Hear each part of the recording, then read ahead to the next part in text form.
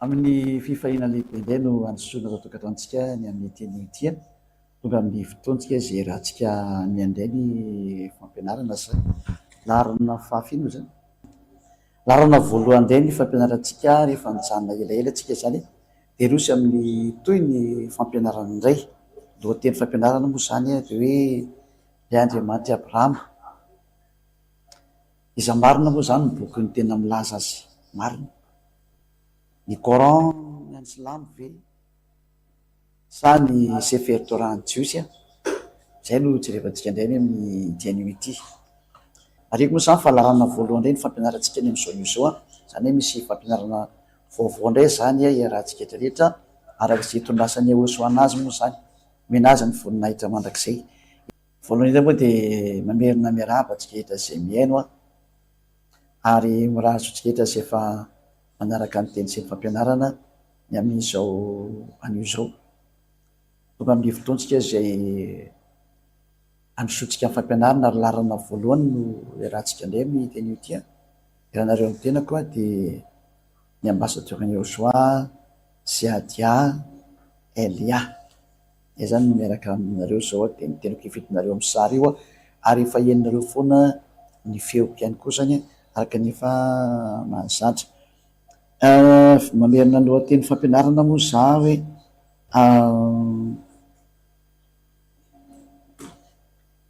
aiza ny ahitana ny famarihana okinina marina ny tena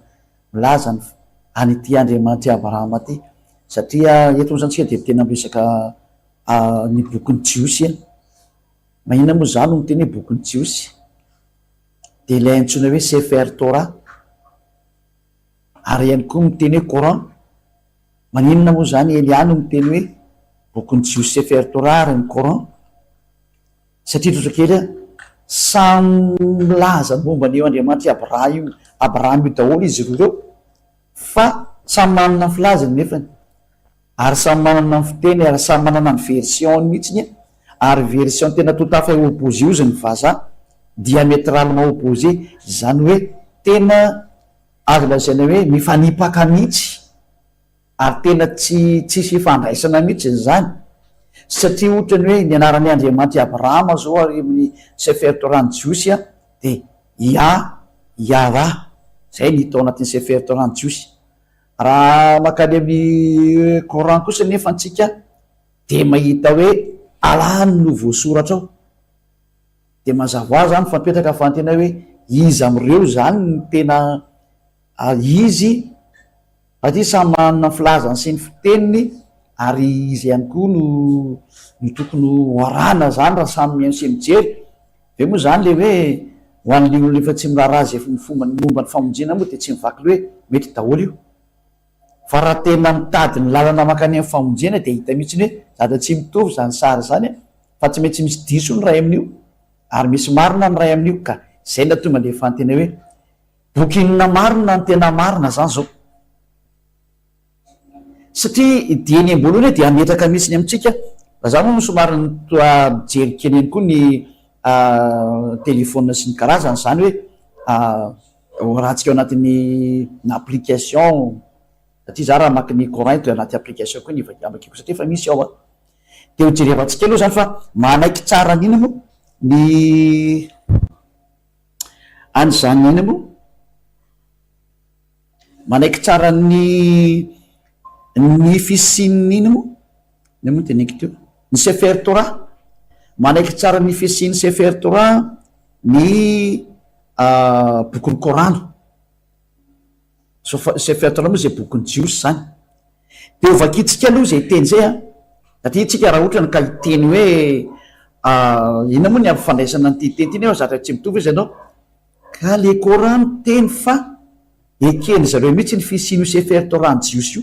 ka ny Sefer Torah mantsy dia any Jiosy le izy zay an'zareo Israelianina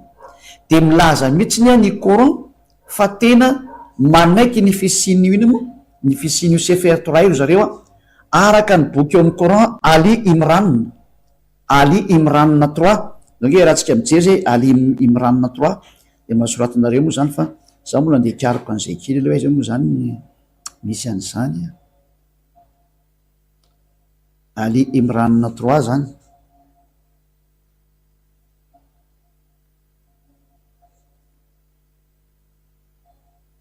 Ali Imran efatsika vokery zany izy fa efa hitako reto. Io zany izy eo Alia Imran 3 de miara-mijery tsika ery amin'ny écran de misy teny arabe moa zany mandeha ambony eo de io midika teny eo ambany io il a fait descendre sur toi le livre avec la vérité, zany hoe nampidinina any aminao izy zany boky miaraka ny fahamarinany, confirmant les livres descendus avant lui, ary misy boky zay nidina tany alohan'ny tany zany, et il fit descendre la Torah et l'évangile. Zany hoe tena manaiky mihitsy zany ny Islamo fa tena izy ndray no napidina n'ity ino mo Torah ty sy ny évangile, satria raha vakitsika amin'ny andininy faharoa ao amin'ny Ali Imran andininy faharoa zany de zao voalaza ao Allah, pas de divinité à part lui, zany hoe tsy misy andriamanitra ankoatra anazy zany, le vivant lay marina, celui qui subsiste à part lui-même, zay misy amin'isy tenany ihany zany dikan'izay. Hitantsika tsara zao fa tena misy sary hafa mihitsy zany ty hitantsika tokoa, ka tsy maintsy ampahafantarina ny olona hoe aiza ny tokony andehanana raha teny hitadiny famonjena. Zay ny asan'ny Elia zay. Elia monjy ny olombelona rehetrarehetra fa tsy hoe koa hoe le olona miantso an Jesosy reny ihany no vonjena, zay te andeha mandeha, rehefa tsy te andeha mahazo mijanona. Ohatra zay koa zany, tonga koa zao ny fiantsonany Silamo hitodika any marina am'izay hoe mba jereo am'izay ny marina, fa ao anatin'ny bokinareo ny ka misy hoe manaiky mihitsy ny fisin'ity Sefer Torah ny jiosy ty nareo io, ary lazaina mihitsy ny fa lay Andriamanitra mihitsy no napidina an'io de le Andriamanitra ny Silamo. Tena zavatra goavana be ny voalaza eto hoe ny Andriamanitra ny Silamo no napidina ny Torah ny jiosy ho arany jiosy ary ny évangile. Ny évangile moa zany le testamenta vaovao zay misy ny tantaran'ilay zanak'Andriamanitra, lay zanak'Andriamanitra ho zay anatin'ny soatra masina ny aty amin'ny jiosy zany, zay tsy ekeny zareo Silamo mihitsy ny hoe zany zanak'Andriamanitra zany tsy mexiste satria tsisy Andriamanitra miteraka ozy ry zareo. Hitareo tsara rehefa misy problème hafa kozy zany hoe tena misy sary mahavariana mihitsy zany am'ty tenin'Andriamanitra ty iza marina zany no tena misitona ny marina, fa aloha rahantsika aloha zany hoe lohateny iza ny tena mitantaran'ity Andriamanitra ty ka tena manana ny marina, ny Coran ny Silamo ve sa ny Sefer Torah ny jiosy. Reo ihany ny afaka mifanatrika matsa satria reo no samy mitantara de aleo ifanatrena izy. Zany hoe tsy koa ny mampiady an'le boky fa mijery ny fahamarinana ao anatin'ilay zivosoatra de zay no jerevantsika zany. Fa de efa mahazava mihitsy neto fa ny Andriamanitry ny Silamo araka ny teneny de ny Andriamanitry ny Silamo nanomen'le Torah ary nanomen'ilay testamenta vaovao na ny vaovao mahafaly ny évangile zay misy an'lay hoe Yahoshua zay novainy zareo amin'ny anarana hoe Isa. Zay de ny kristianina santrika moa zany nanao anazy hoe ino moa a Jésus Jesus, misy manontany hoe nareo hoe kristianina mariro moa fa zay tsy kristianina ta de mahitsy be fa zany Kristy zany mantsy fa be deabe no manaova an'izay anarana zany zavatra hafa, fa izahay de tsy kristianina. Elia zany tsy kristianina fa Elia de mpanaradian'ny Yahoshua, ilay voahositra lay arabo zany. Zay fa zany anarana kristiana zany rehefa simba mihitsy zany anarana zany ka zay tsy miditra am'zatra efa sadasada be nanaovan'ny olona anazy zany de tsy mety tsony zany, fa ny tena marina sy tsara sy madio de hoe manaradia n'lay Yahoshua lay voahositra. Idiratsika ihany zay rehefa kelikely satria na ny boky Silamo raha manaiky an'io Yahoshua io fa novainy anarana fotsiny izy hoe Isa. Hitatsika zay rehefa kelikely aorindrina kely eo fa aleo toezatsika ty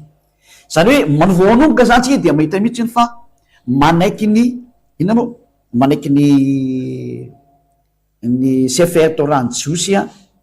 ny bokyny Korano any Silamo. Mazava iny zany.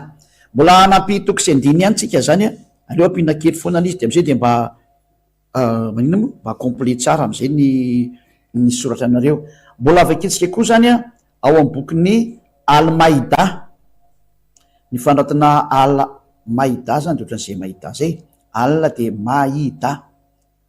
Al-Maïda 44 de ndray vakitsika ndray zay Al-Maïda 44 zay mbola jerevana kely izy Al-Maïda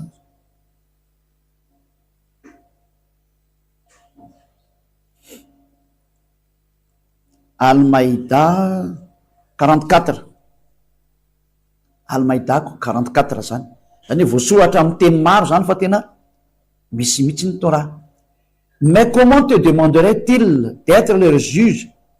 quand ils ont avec eux la Torah dans laquelle se trouve le jugement d'Allah? Zany hoe etonay zany teny de mametraka mihitsy ny fa io Torah io zany no misy ny jugementny Allah. Zany hoe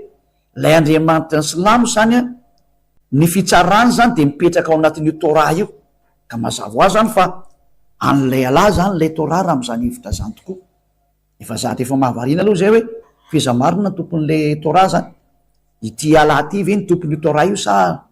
iayava? Peraka dao zany fantany satria iarahantsika mita marina zany fa tena andry zareo Silamo ty Torah ty raha zao sara mandeha zao, satria ao lay fitsarany Allah ny olombelona zany mazava ho azy ny jugement, ka itsitra moa ny jugena fa ny olona de ao anatin'ny Torah ny jiosy le izy zany. Et puis après cela il le jette en jugement, ces gens-là ne sont nullement les croyants. Iny avilantsika moa fa mametraka tsy zany hoe mazava be ny teny hoe tena misy an'lay Andriamanitra Allah ny Silamo ny Sefer Torah ny jiosy. Avarina aloha zany zay jerevantsika ny famarihana. Ijery teny fandray koa tsika aloha na izany aza fa de mbo fianona tsara le izy hoe voaporofo ny teny lehilahy fa tsy haiko hoe tsy voaporofo de vakitsika ndray ny teny erika amin'ny boky Mariam 12, Mariam 12 ndray no vakitsika zany za zao fa lasa ndray le boky teo Mariam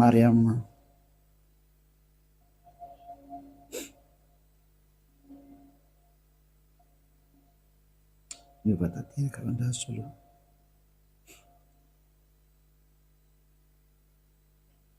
Mariam 12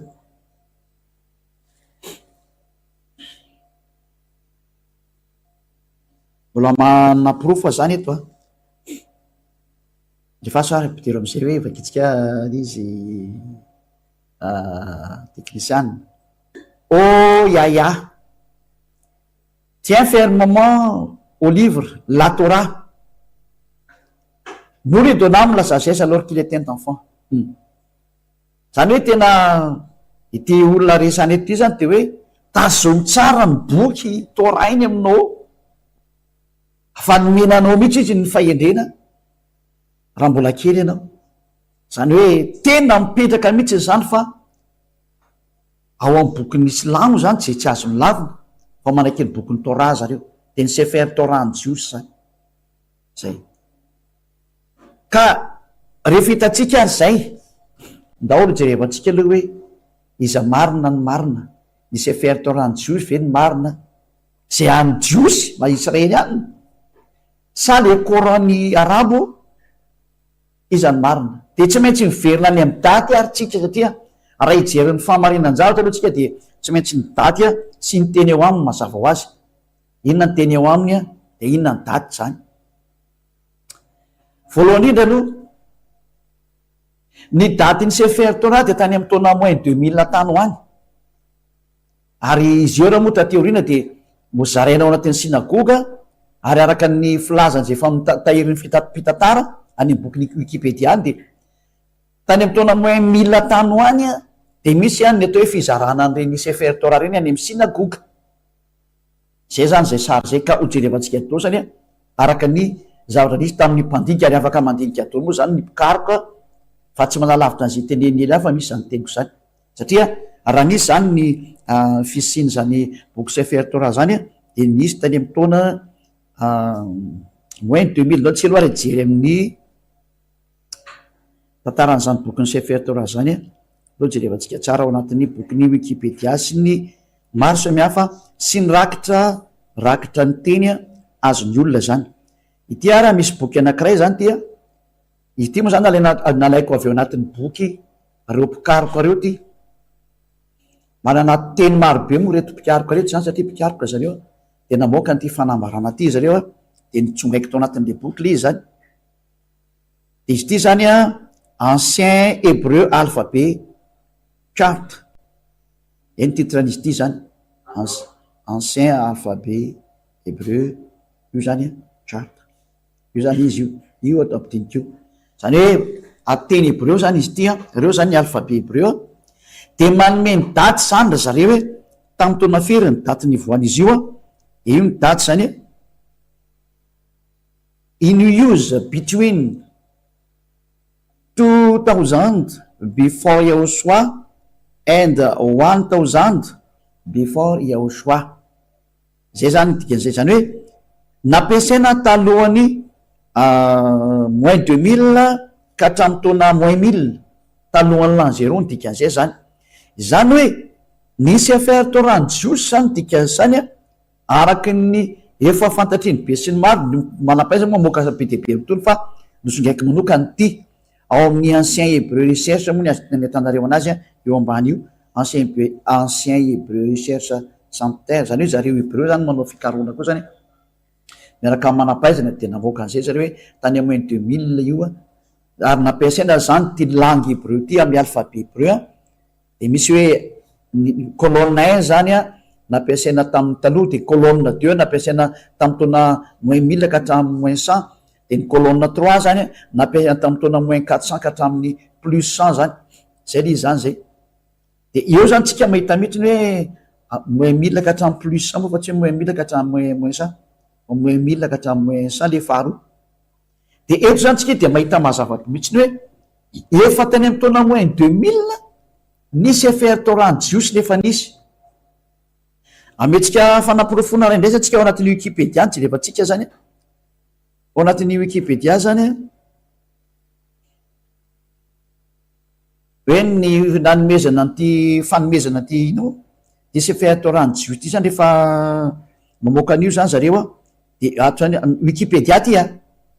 Wikipédia ty vakitsika ty de zao ny voalaza rika hatramin'ny don du Sefer Torah, don du Sefer Torah zany zay moa zany zany zao le don des nouveaux Sefer Torah à la synagogue est souvent l'occasion d'une fête joyeuse avec des chants, danses et prières. Cet usage remonte au premier temple, tany amin'ny mbola tsima zany ny tempoly ny Jérusalem vers 1000 avant Yahushua, vers 1000 avant Yahushua. Ahoana moa zany ianareo zany ohatra toetrany tsy mifanaraka mihitsy zany zay zany hoe efa nisy tany amin'ny taona moins 1000 zany ny fizarana ny Sefer Torah tany amin'ny sinagoga. Any misy zany le sinagoga moa zany le toerana hafa le ohatrany hoe tempoly majinijinika zany ohatrany hoe raha amin'ny raha atao amin'ny fanjakana eo sao hoe VP zany ny fiangonana kely any faritany sy ny karazana teneny zareo zany ny fizarana ny Sefer Torah de efa nisy tany amin'ny taona moins 1000 any amin'ny sinagoga. Zany hoe efa misy tany taona efa ela be ny Sefer Torah tany amin'ny taona moins 1000 efa fantatra fa efa nisy izy tany amin'ny taona moins 2000 moa de efa nisy izy zany efa nijerevantsika teo fa ny fizarana azy tany amin'ny sinagoga na tany amin'ny fiangonana kely de nihita tany amin'ny taona moins 1000 tany hoany talohan'ny l'an zéro. Zay zany mazava tsara zany amintsika fa misy proof tsara zany hoe nisy affaire Torah zany de nefa existe tany alohan'ny l'an zéro tany amin'ny moins 2000 nefa ny existe izy de ny fizarana anazy tany amin'ny sinagoga kely reny zany na ny fiangonana kely de tany amin'ny taona moins 1000 tsy azo lavina zany zay dikan'izay efa tranainy izy zany. Hojerevantsika am'izay zany inanaona indray ny Coran Islam raha matoa zany miteny anty mbola fitiavana anareo olombelona mialohan'ny anam-potehana anareo vo miteny mihitsy ny Elia hoe mba maiza mitodika tsisy ninazonareo atao tsony amin'ity taninareo ty fa tonga ny fanam-potehana anazy de mamerina ho an'ny olombelona rehetra hoe miverenany amin'le tompon'ny tany zay anapotika an'ity taninareo ity mba tsy azonareo ialana ntsony zany fa mandeha zany am'izao tsika miteny zao ka dia mbola sy tonga eo aminao ny tantara maiza anao mitodika ny dikan'izay zay ny anton'ity famonjena ty hoe vonjena daholo ny olona rehetrarehetrarehetrarehetra na iza mba tsisy tsony a ho tratra ny fampitana zay nanjao azy satria tena be ny voafitaka am'ty nareo mpanota ty nareo mpanota nge zao mavotana tsy ho lasa mpanota e tsy ho mpanota tahaka any Elia azay rehetra tafaraka tamin'ny Elia de lasa tsy mpanota intsony tsy mba nirinao ve zany ary matonga ianao mivavaka de ho lasa tsy mpanota ny tanjony ianao raha mbola mpanota zany aza manantena no any am'zany Andriamanitra Abrahama zany tsy tonga any amin'ny Andriamanitra Abrahama zany ny mpanota fa za ampiresapiresan'olona ianao fa zatra tsy isy zany overany amin'ny afobe anao na farimy rehetra afo zay ny fifaranao no zany a tandrematsara no rehefa kitsika hoe arany Coran jiosiko ny Coran Salamo kosa matampotoana firy a de ho jerevantsika ndray koa zany zay ato am'ty boky ny Coran ty a efa tsika voke ao anatin'ny Wikipédia koa ny tatsika an'ity zany date de parution ny boky ny Salamo zany a de proclamé tany amin'ny taona plus 612 plus 610 ka hatrany amin'ny film zany hatrany amin'ny 632 anois zany proclamé de 610 à 632 et nisy édition entre 632 634 sy maro samihafa zany hoe nanodidina tany amin'ny taona plus 610 tanois zany a vo nisy zany atao hoe Coran Salamo zany Coran Salamo fa tsy Coran Jios fa Coran Salamo satria ny Salamo io na zareo musulman zany hoe boky efa taty orina ary izy io tsy boky mitoy amin'ny Jiosy a tena boky hafa tena hafa ko raha tsy zany ve anarale Andriamanitra ao a tsy mitoy am'le any Jiosy a iayavany misoratra neny Coran Salamo kosany a ialany misoratra izy am'ireo zany hoalaina satria samy miteny hoe samy mahafantatra an'io Torah io ka raha nenao zany dady zany tsika aloha avokako tsara ty sodraizan'ireo hoe tokony le tena original mihitsy fa tsy le apahapanakely ohatrandre de ty izy a io zany titre hoe Coran avokatsika io zany Coran le tantaran'ny Coran zany a de mitantara be deabe moa izy io de hitantsika am'izay eo ambany eo am'izay le izy a any ambanimbany any am'izay a zany le hoe auteur parole divine selon les croyances musulmanes sy ny maro samihafa zany de date de parution am'izay to ambany eto a iny le nasiako anareo teo a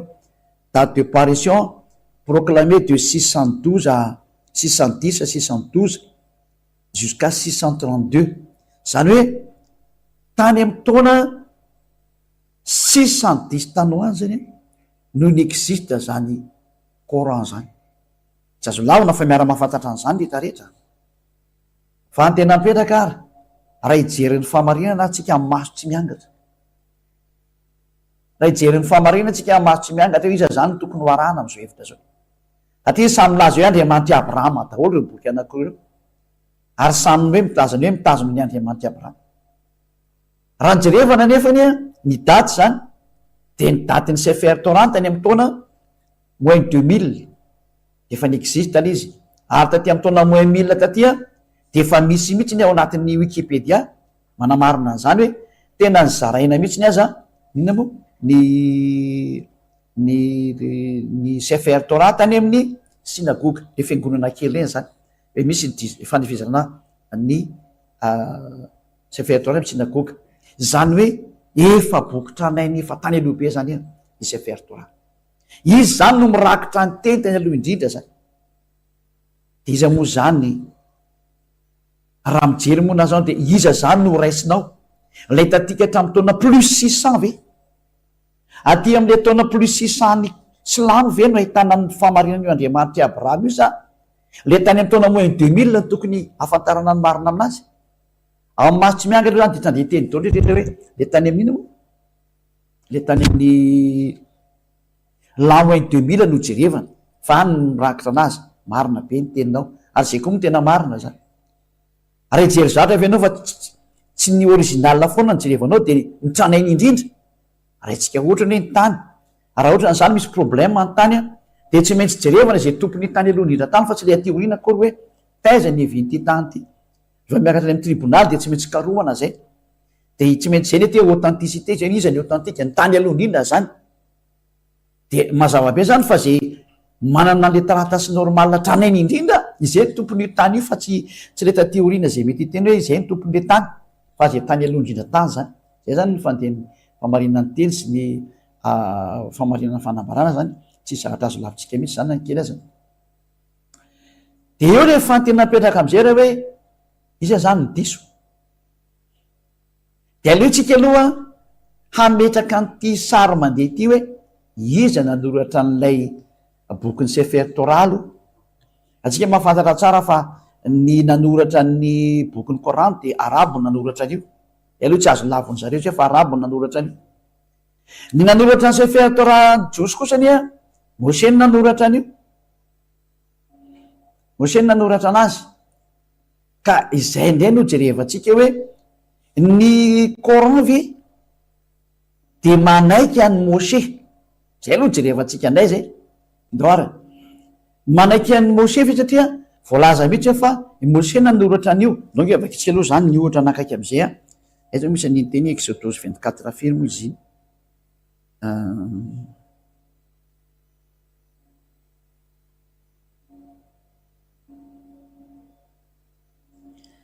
vakitsika aloha ny Wikipédia. Amin'ny Wikipédia ndray tsika miteny a, de ny livre ny Genèse zany a, izy misy aniny hoe manoratra anazy zany. Vakitsika ty a, le livre de la Genèse zany ao anatin'ny Wikipédia. Wikipédia isoratra ambony zany hoe reo manam-pahaizana mpandinika manderan-tany zany a no namoaka n'ity fanambarana ty. De ny bokyny Genèse, ny bokyny rehetrarehetra io zany a, iza nanoratra ny bokyny Genèse io, bokyny Exodus ny rehetra, de manamarina zao io zay izy a, io Genèse, livre de la Genèse, premier livre de la Bible, Sefer Torah mazava azy ataon'zareo hoe Bible, tsy te Bible efa taty aoriana zany nandika de to Bible fa ny tany aloha tany a ny anarany any jiosy dia Sefer Torah, azy foana moa anarany io amin'ny jiosy fa ny efa firenena no manovanova hoe Bible zay. Titre dans le Tanakh kosa izy a Sefer Bereshit, ka ny dikany Bereshit moa le hoe commencement na le hoe Genesis zany. Auteur traditionnel izy ny auteur'izy io zany hoe nanoratra anazy io a, de nambaran'zareo ato mihitsy fa Moïse nanao an'io. De auteur selon l'exégèse zany zany raha misy fanamarena hafa zany de hoe misy un ou plusieurs auteurs anonyme, zany hoe mety misy mpanoratra hafa ihany koa zany a, fa reny moa le natambatra Mosè daholo le fanoratana de natao tao anatin'ny boky anankiray. Ny antony satria Mosè nahazo didy hoe sorato ty de nisorata amin'ny Mosè. Dao raha vakitsika zay tantara zay a ao anatin'ny Sefer Torah ny jiosy a,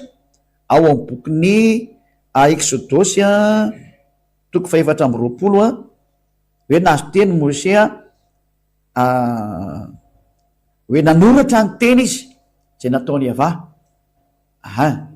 Exodus toko 420 io andininy faefatra,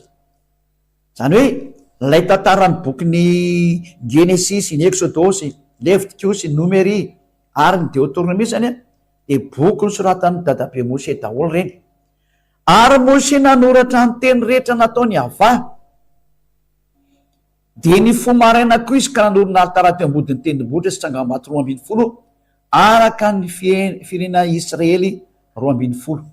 Zany hoe i Mosè mihitsy zany ny tena mpanoratra an'ity Sefer Torah ity. Mazava be eo andininy faefatra mivandravandra be io hoe ary Mosè nanoratra ny teny rehetra nataony ava. Tsisy afaka miady tsony zany, tsy teny hoe olo-kafa nanoratra an'io. Zany hoe ny Sefer Torah zay tany aloha tany zany a, de i Mosè mihitsiny a no nanoratra ny reny rehetrarehetra reny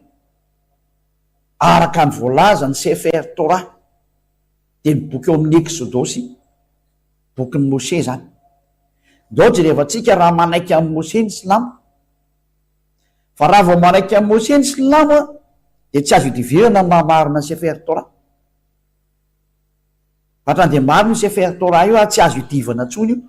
fa raha miady amin'izany ianao de fa miady amin'ny zavatra tsy mety tsony ianao, satria raha vao ekenao ny famarinana n'ity mpanoratra ity, nefa le mpanoratra ao anatin'ny bokyny Sefer Torah ao ny anarany, Moshe no anarany ary amin'ny Sefer Torah fa novain'ny Koran Silamo hoe Mosa le izy. Zay ny fiantsoan'zareo anazy io. Fa voalaza daholo moa zany mahay an'izany daholo rehetrarehetra. De andao jerevantsika ary hoe manaiky an'i Moshe ve ny Koranan'ny Silamo. Fa raha vao manaiky nareo ho jerevantsika eo,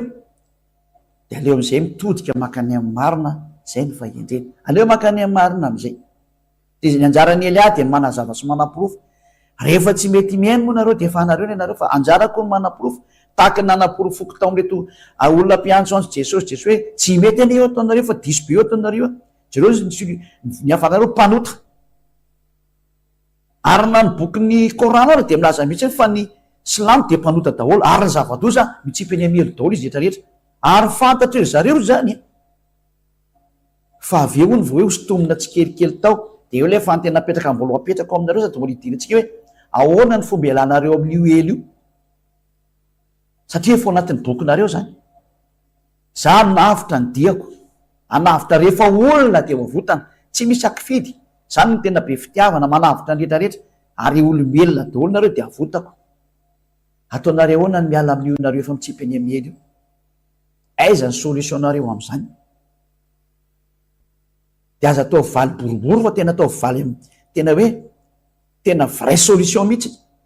Satria mbola anatin'ny bokinareo ra mbola misy miteny ihany koa hoe tsy manana fanamerina olona ho lasa marina ny ao aminareo ao. Voalaza anatin'ny bokinareo zay tsy manana hamerina olona ho amin'ny marina. Zany hoe tsy afaka ho lasa hivadika olo marina. De ahoana zany ny alana ao anatin'io elo io zany am'izay hevitra zay. Fa antena mipetraka maty zany de makany amelo de ahoana ny alana atao. Zava-doza ne zany. Tsy haiko nefa mba henonareo zany fa be deabe moa mahay an'izany hoe fifampiresana amin'ny olona zany de hoe eny mazava izy fa misy zany. De ahoana ny alanareo tao de eo am'izay vao samy hoe samy miteny zay tianyteny de ite zatra tsy mandeha milony mihitsy le teny fa satria matoana hoe hiala ao amin'ny elo voasazy anao matomaka ao bedy nanao tsy mety any ny anjara manao ratsy rehetrarehetra zany. Ny mpijanganjanga ny mpangalatra ny mpanao ody ratsy mpanao mpisampy tady any amin'ny farimy rehetra afo any amin'ny elo ny dikan'izany. Ataonao ahoana ny miala tao? Fa raha ny bokin'Andriamanitra tika hatramin'ny Sefer Torah jiosy zay tonga ao de tsisy mivoaka tsony. Tadidinareo zay tsisy tafala ho zany. Ka izay no jerevantsika hoe manaiky ny Sefer Torah jiosy ve manaiky an'ny Moshe ve ny Coran. Moïse zany. Moïse amin'ny katolika romana sy ny protestanta Mosesy amin'ny Sefer Torah jiosy original Moshe, amin'ny Silamo kosa amin'ny Coran Mosa ray ihany reo. Ndao jerevantsika alizy de ndao alohantsika jerikaliko an'izay teny zay tsy maintsy karona kely le teny. Manaiky ny mpaminany ve aloha zany ny Coran zay aloha no vakitsika voalohany de vakitsika mihitsy ny manaiky ny mpaminany ny rehefa mpaminany de ekeny Silamo ao amin'ny bokin'ny Al-Baqara 39. Al-Baqara 39 no vakitsika. Somary mbola jeriketsika zany Al-Baqara 39. Asika aloha mbola fakiariko an'izay letsika aloha zany Al-Baqara fimo fakiko teo 39 36 37 38 39.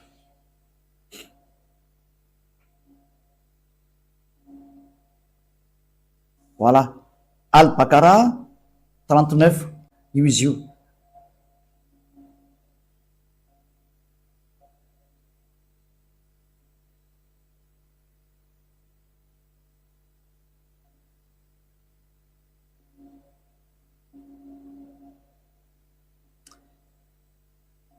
Izy moa zany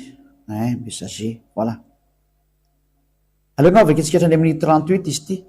38 39. Nous dîmes, descendez d'ici, vous tous, toutes les fois que je vous enverrai un guide. Zany rehefa mandefa guide any aminareo za mpitarika zany mpilolarana. Ceux qui le suivront n'auront rien à craindre et ne seront point affligés. Zay rehetra manaraka azy zany de tsy manana zavatra manahirana azy na zavatra mety ampioro na mpitaotra sy ny karazana zany manodidina an'izay. Et ceux qui andiny fasi amin'ny telopolo, et ceux qui ne croient pas au messager, ary nizany izy tsy mino andreo iraka anay messagenareo an'ireo prophète moa zany tianytenena am'zany et traite de mensonge nos révélations ary manao hoe laingany zatra nampitainy amin'ireo messagereo ceux-là sont les gens du feu reo olona zay manohitra an'ireo mpaminany reo na olona ny rana ireo zany de olona ny afo reo où ils demeureront éternellement zany hoe raha vao tsekena zany ny tenin'ny mpaminany a de maty any amely mandrakizay anao ils demeureront éternellement dans le feu zay zany hoe tsy maintsy ekena ny tenin'ny mpaminany de tsikena efa mahafantatra tsara fa tsisy mpaminany talohan'ny Mose zany tena izy mpaminany israelianina ny voalohany indrindra raha resaka mpaminany resantsika de ndo jerevantsika raha hoe ny am'izay sary zay aloha voalohany aloha zay ratsika aloha jery ny teny manaraka zany a ao amin'ny Al-Baqara ihany koa mbola 98 de teo ihany zany any amin'ny 98 ndratsika no mijery a Al-Baqara 98 a inandre ny voalaza ato aloha de lefatsika tsikelikely izy a zao Al-Baqara 98 zany Al-Baqara 98 dit lazao quiconque est ennemi d'Allah niza zany fahavalony Allah zany io le lazaindreo andriamanitran'zareo iny anarany de ses anges de ny anjely de ses messagers anitrany amin'ny messager zany de Gabriel et de Michael hitanao tsara fa misy Gabriel sy Michael ao zany terme Gabriel sy Michael zany efany ary bokin'ny Sefer Torah hitantsika an'zany Allah sera son ennemi de miady aminazy on zany io Allah io zany car Allah est l'ennemi des infidèles satria io Allah zay andriamanitra ny silamo io de fahavalony tsy mankatoro zany hoe tsy maintsy ekena zany ny teny messager na mpaminany fa raha tsy zany ennemi an'io andriamanitra io zany ianao mazava zany fa hojerevantsika hoe mpaminany ve eo amin'ny izy moa islamo ao anatin'ny Coran i Mose sa tsy mpaminany fa raha vao mpaminany Mose de tsy maintsy ekeny silamo zany ny tenin'ny Mose satria izy ny voalohany tamin'ny mpaminany rehetra ary ekena ao anatiny ekeny zareo ny bokon'ny Torah ka ao amin'ny bokon'ny Torah no misy an'ny Mose tsy misy akoatran'izay mihitsy roa zay ndratsika ro jery ny fanotenony zany hoe aiza indray ny ahitantsika ny teny de mbola mio Al-Baqara io any fa any amin'ny andininy fa 253 ndray no vakitsika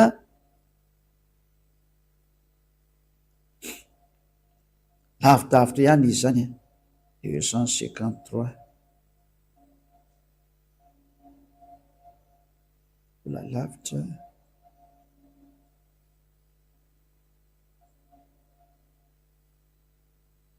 260 midina ketsika zany fa lasa lavitra loatra indray lasa aloha fa tena mikaroka be tsika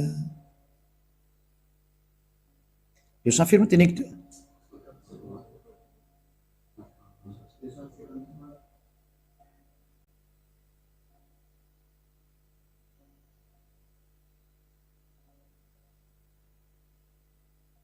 55 54 53 voilà ino tsara ary ty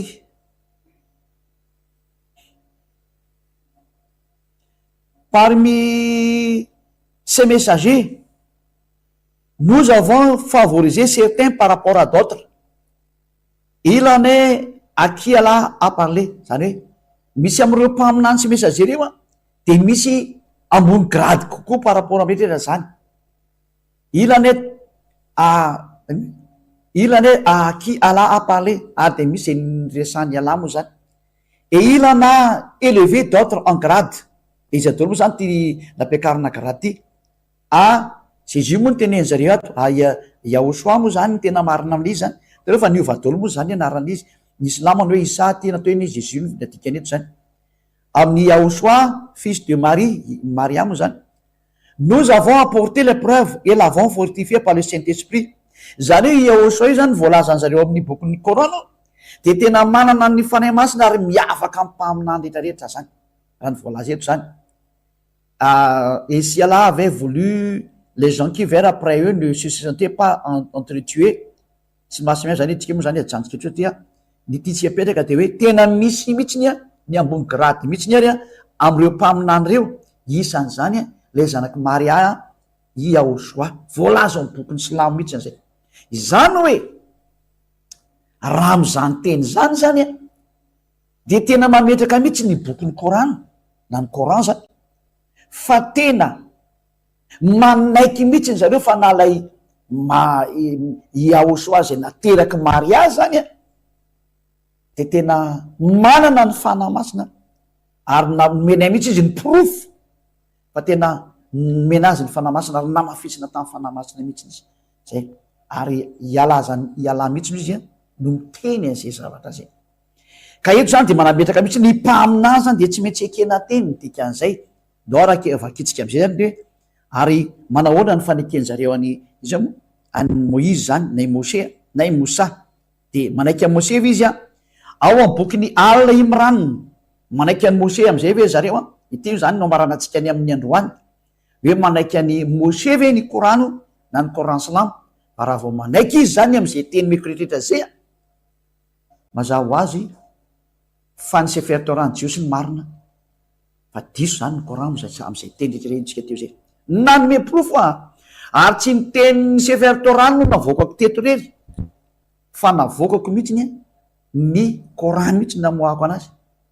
am'izay reo mahita hoe tsy niangatra akorina hoe te ametraka an'ireo marina diso fa satria io samiara amin'ny teny fa zany ny tantara sy ny zatra ny soratany no namarina izy ny tokony hoarahana de mametraka am'izay ny teny eto amin'ny bokin'ny Al Imran 84 Al Imran 84 mbola mareko fa fitiavana tao zao teny sona fitiavana ny tsy ahitanao veriny amin'ny helo de tena teneniko ianao ka anao zay efa sairakira anao hoe tena ho zava-dosany anjonao firy moa teneniko teo 84 Al Imran 84 voilà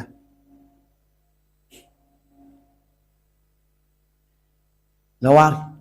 di lazao Al Imran 84 nous croyons en Allah mino any Allah zany zareo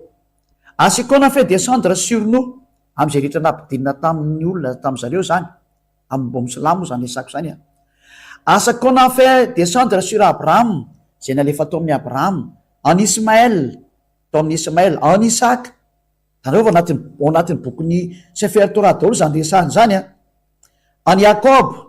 et les tribus zany Jacob zany de tsika mitantarany bokin'ny Sefer Torah ny Jiosy zany et à ce qui a été apporté à Moïse tena mazava tsara fa Moïse zany de tena mpitondra teny mpaminany mihitsiny a Yahoshua zany de ataoko Yahoshua satria fantatra fa Yahoshua ny anarany atao izy izy io de zany de ataontsika an'izay et aux prophètes de la part de leur Seigneur zay izy zany hoe io zany de mametraka mihitsiny hoe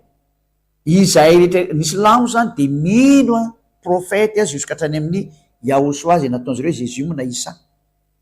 hatrany amin'ny Moshe na Moïse ekeny zareo zay ataony amin'ny Mosa manaiky an'io mpaminany io izy zany hoe mazava be zany fa tena tsy afaka mandà zany ny Silamo na ny Coran hoe zay mitsipaka ny Moshe de tsy mety zany teny zany ary lavina marindrano kosa zany satria niara-nay ny teny teo tsika ary mibokinareo no nyteny zany tsy namorona mihitsy ny Eliana ny kely ara famonjeny ty migadony na nyloza am'ty tanynareo ty adidiny Eliana mamonjy rehefa sy teo vonjena de anao anao efa nahino anao zay nomenanao marina ny faniriko voavonjy anao zay ndreo tsika rijery ny teny manaraka zany mbola jerevakitsika indray ao amin'ny bokin'ny Mariam 51 Mariam 51 ndray jerevatsika zany aiza ndray misy an'izay Mariam zay Mariam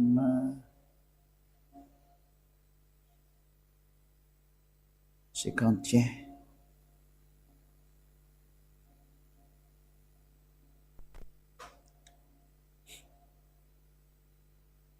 Mariam 51 et mentionne dans le livre de Moïse, de Moshe,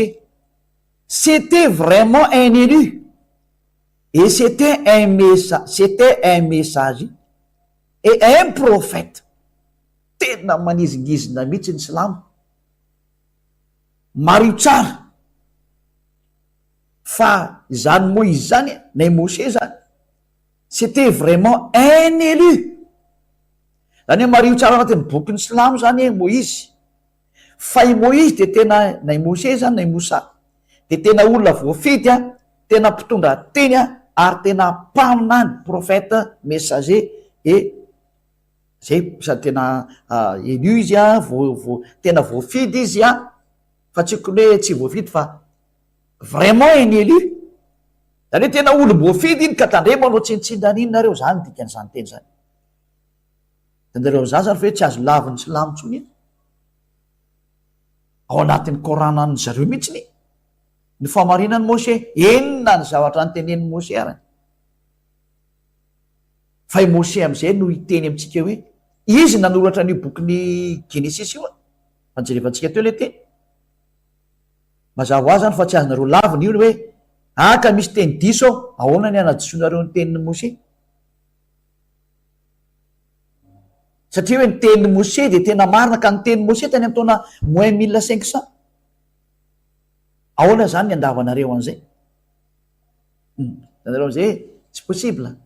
Sady mitsipaka ny teninareo nareo raha vao manipaka ny tenin'ny Mose de tsy azo atao zany. Mazava zany fa dana miverina makany amin'ny Sefer Torah ny Jiosy fa zay ny fahendrena. Rehefa teo vonjena dana miverina makany. Rehefa tsy miverina de teninareo ihany zao no miteny hoe tsy mety ho ataonareo. Tsy zany namorona. Dana vakeo tsara ny teny. Mbola jery teny anakaiky andraitsika aloha namarina zany mbola apitsika foana ny teny ao amin'ny bokyny Al-Baqara 51.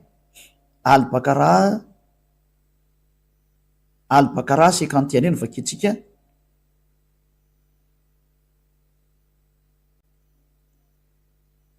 Zao Al-Baqara 51 ndray. Et rappelez-vous, lorsque nous donnâmes rendez-vous à Moïse pendant 40 nuits, ary tadin'ireo tsara fa rehefa nanome rendez-vous tamin'ny Mose zahay tao anatin'ny alina 40 nuits zany izy le niakatra teny ambony tendrombohitra zany. Puis en son absence, vous avez pris le veau, todika amin'ny Israeliana ndray izy io. Zany hoe tao anatin'ny tsy nateo anazy de nandray ny vatotrombolana reo de pour idole, ary nataonareo idole izy nataonareo ina moa sarivongana zany.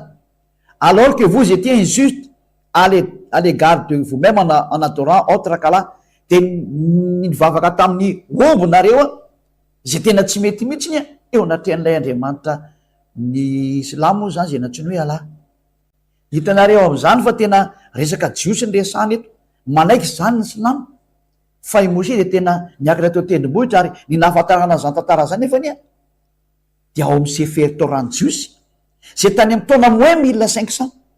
zay mifanalavitra velively amin'ny bokyny Coran zay taty amin'ny taona plus 600. Tsy mifanakaiky mihitsy ny daty.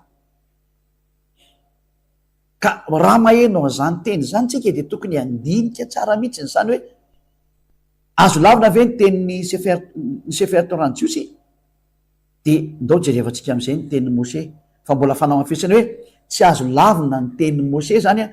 ozy ny bokyny Coran ny Silamo mihitsy hoe tsy azo lavina ny tenin'ny Mose. Izy mihitsy no teny zay fa tsy zany namorona. Ndao ry jery teny hafa farantsika ao anatin'izay ihany ao amin'ny bokyny Anna Nisa zany 163 somary lavidavitra kely. Anna Nisa 162 160.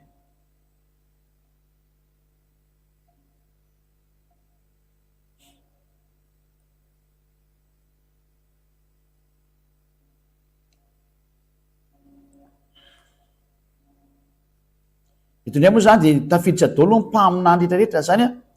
nous t'avons fait une révélation comme nous fîmes à Noé. De nan'ny fanambaranareo zay tahaka nataony tamin'ny Noé, nefa zany Noé zany de hititsika fa any amin'ny Sefer Torah ny jiosy. Au prophète tamin'ny mpaminany rehetrarehetra nous avait fait révélation à Abraham, no fanambarana tamin'ny Abraham zahay, tamin'ny Ismaël, tamin'ny Isaka, tamin'ny Jacob, au tribu tamin'ny firenena. tamin'ny foko rehetrarehetra zany, tamin'ny Yehosoa, tany amin'ny Job, tany amin'ny Jona, tany amin'ny Aron, tany amin'ny Solomon. Et nous avons donné le Zabour à David. Ka ty Zabour ty bokin'ny psaume na ny salamo. Zany hoe na ny Coran salamo zany dia manaiky ny Zabour salamo salamo. Salamo ny atao hoe Zabour zany. Zabour. Manaiky an'izany ny salamo, manaiky ny bokin'ny Solomon izy, manaiky ny bokin'ny Aron izy, manaiky ny bokin'ny Jonas mpaminany, Joba, Yahosoa, rehetrarehetra zany. Zany hoe ireo tantara io nefa dia antsika fa tao amin'ny tantaran'ny Sefer Torah-ny Jiosy tany amin'ny taona moins 2000 tany ho any daholo misy an'izany, moins 2000 ka hatramin'ny taona moins 1500 hatraty amin'ny taona moins 1000 tatya, zany tantara rehetrarehetra zany. Zany hoe manaiky ny Sefer Torah mihitsy ny Jiosy, ny Koran'ny Silamo. Enina ary ny voalazan'ilay mpaminany lehibe tao da zany hoe le élu satria fa Moshe. Zao no nambarina Moshe hoe zany nanoratra ny bokin'ny Sefer Torah. Zay voaverentsika amin'izay izy lay nomeko anao teo Exodose 24:4. Laza ary Moshe io izy io, Exodose 24:4. Ary Moshe nanoratra ny teny rehetra nataony Yahva. Ny antsony Moshe ao anatin'ny Sefer Torah dia Yahva na Yahva zay ny anarany, fa tsy Allah. Efa diso zany aloha zay anankiray.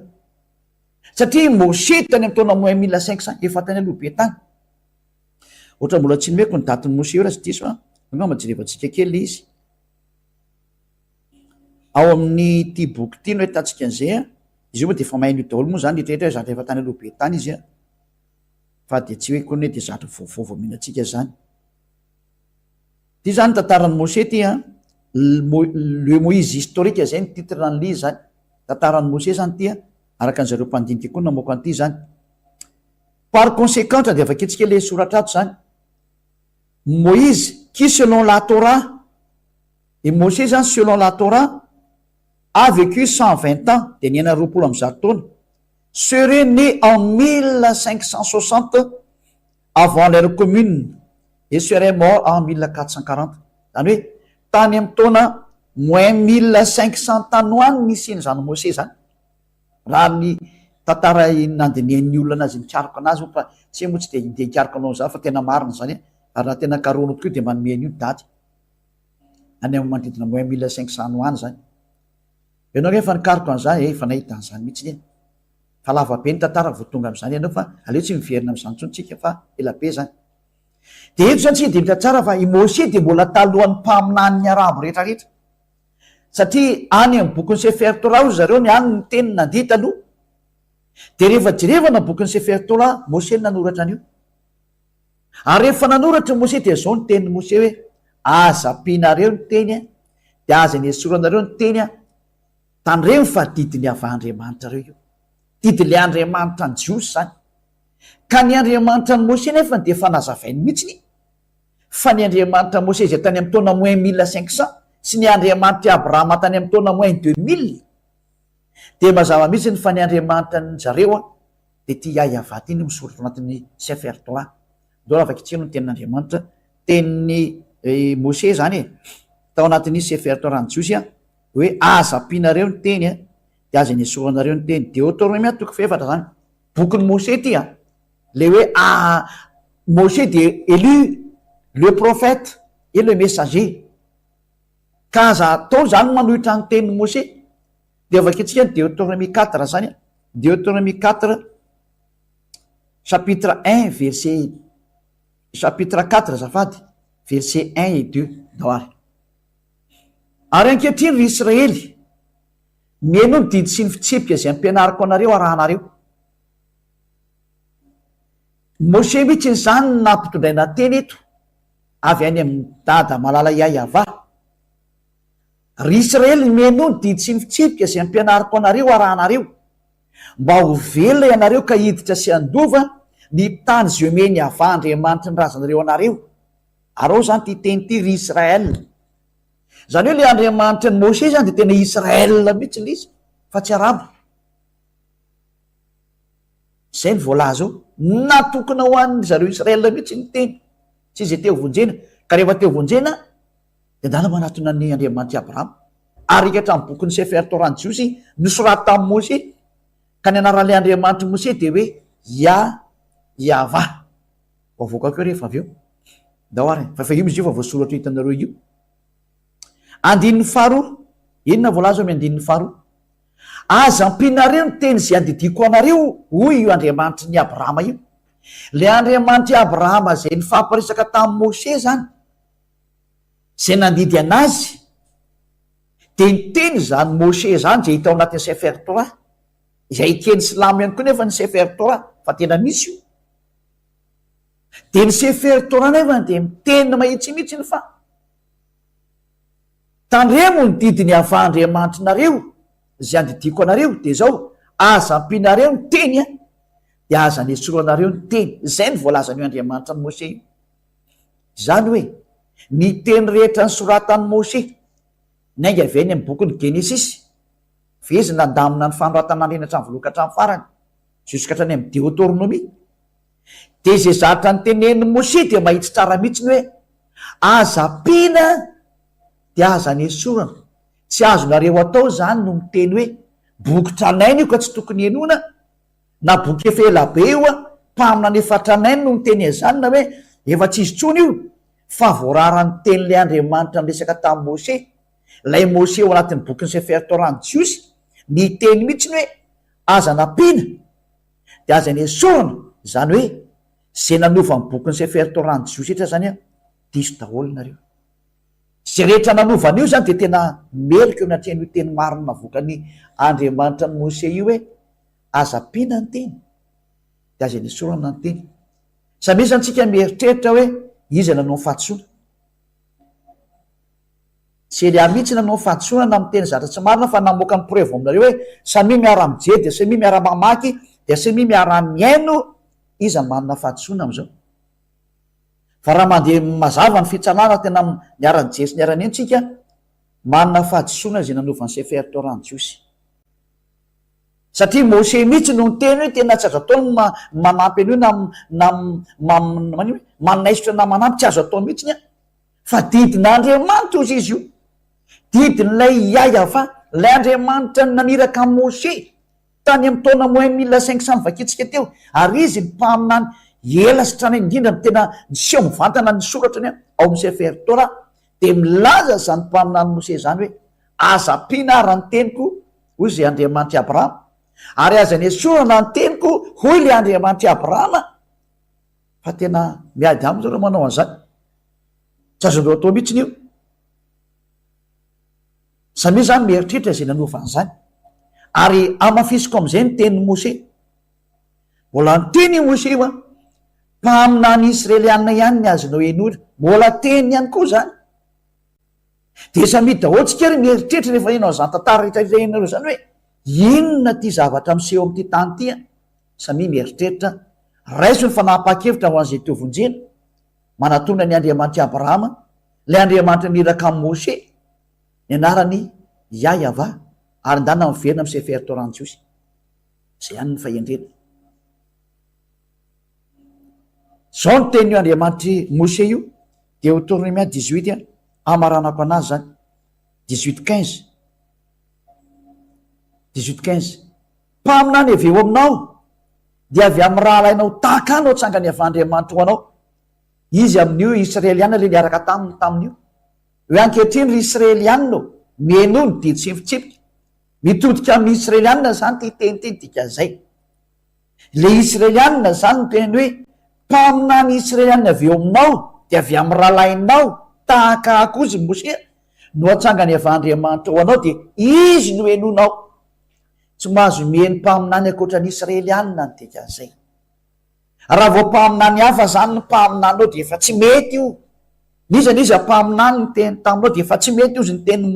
Mose mihitsy no mitsipaka an'izany de le Andriamanitra Mose no ny teny an'io ary le mpaminany de Andriamanitra Yahva le Andriamanitra Mose no miteny hoe tsy mahazo mena fa tsy ny mpaminany Israeliana ianao. Andininy 7 sy ny 8 no makitsika anazy de amaranako anazy 7 sy ny 8 mpaminany no atsangako azy Deutéronomie 18:19 mpaminany no atsangako azy avy amin'ny rahalahny takanao ka ataoko ambava ny teniko ary olazainy aminy zay rehetra andidiko azy ary zay rehetra tsy mihainy ny teniko zay olazainy amin'ny anahako izao no hitsara azy izy io Andriamanitra Abrahama io. Ny Andriamanitra Abrahama mihitsy izany namoaka fanambarana fa zay rehetra tsy mihainy ny teniko de ho tsaraiko. Inona ny teniny? Mpaminany Israeliana ihany no azonao enora. Raha vao tsy Israeliana io de tsy mety hoy ny Andriamanitra Abrahama zay niteny hoe mpaminany Israeliana no inonao, ary ny mpaminany Israeliana namoaka an'izany de Moshe izay ekeninareo ao amin'ny bokin'ny Korana. Manaiky tsara, tena manaiky mihitsy ny Koran hoe eke io fa ny teniny io marina fa sady profeta io ny messager ary élu,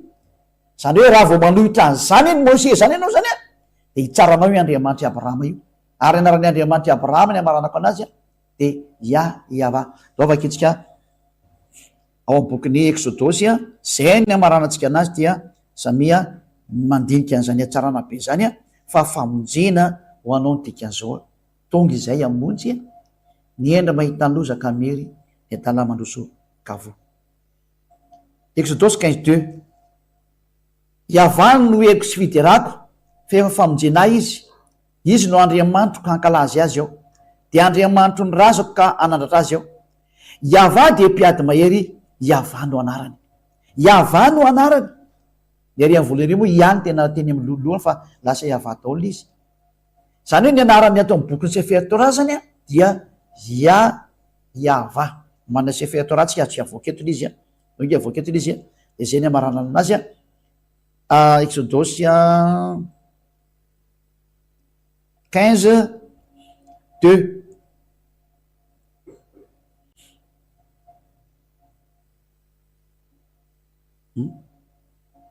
nare zany nazotsika zany Exodosy 15 ny vakitsika Exodosy 15 ty Exodosy 15:2 amin'ny teny hébreu moa izy aty hoe amin'ny teny hébreu azy vizimrat ya ka ya zany anaran'le Andriamanitra ny dikan'izay vahili Elishua ze Eli vanvehu Elohei avi varum menu. Zay zany hoe ihany anarany ary amin'ny voalohany ary ary faharoa indray de zao Yahva ish milchama Yahva shmo ka Yahva moa ny dikan'io safa ty moa izy tsy finono zareo le sohatra fa Yahva efa nampianariko izy io ka averiko am'izay zany ary hatramin'le teny gasy ary am'izay izy satria ty moa teny hébreu de tsy ho haitsika izy verintsika hoe Exodosy 15:3 Yahva de mpiady mahery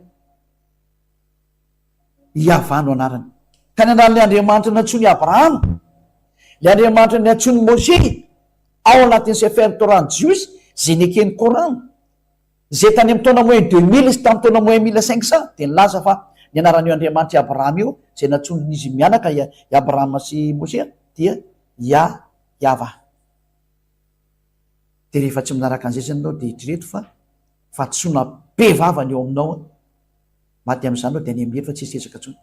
Maty amin'izany anao de any amin'ny hery de nio ny teny meko anao fitiavana zay.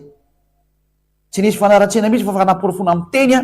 ny endra mahita lozaka mery ny adala mandrosoka vo. Igny anie mba hitodika atao zay mandrea todika ho any amin'ny marina ho any amin'ny Andriamanitra Abrahama, le Andriamanitra Moshe le tsy azonao tolo manohitra azy manarany Yahva, manarany Yahoshua ary ao ny tenin'ny Andriamanitra Abrahama ao anatin'ny Sefer Torah jiosy fa zay ny famarihana ivavaka sika. Sotra betsaka dada malaya Yahvany amin'izany tendretra izany. Nampahafantariko ny olona rehetra manerana an'izao tontolo izao ny fahamarinanao, nomeko azy ny porofo ny fampisehoana ny fahamarinanao sy ny tsy fahamarinana nandrianan'ny olona hatramin'izay. Mangataka Elia ny anokafanao ny sain'ny olona mba hibebaka izy ka ho sitrana. Maneho ny voninahitra ao dada malaya Yahva, maneho ny hatsaranao sy ny fahamarinanao fa fotoana ny fanomezana ny fahamarinana zao ora farany, fotoana farany amerehana ny sain'ny olona hitodika ho any aminao. Ny endra mahita ny lozaka mery ny adala mandrosoka vo. Dada malaya Yahva ho anao rery ihany ny voninahitra mandrakizay ary tsy maintsy averina aminao ny voninahitranao, tsy maintsy averina aminao ny ajanao, ny fahamarinanao ary zany ny asanany ranao anery ahy. ho anao voninahitra mandrakizay tata Maria va amin'ny anaranao Yahosoa. Halleloia, amen. Dia mirahatra tsika lasa miteny Yahosoa ho amin'ny fito izany fiarahantsika indray amin'ny manaraka, ianao matomboka.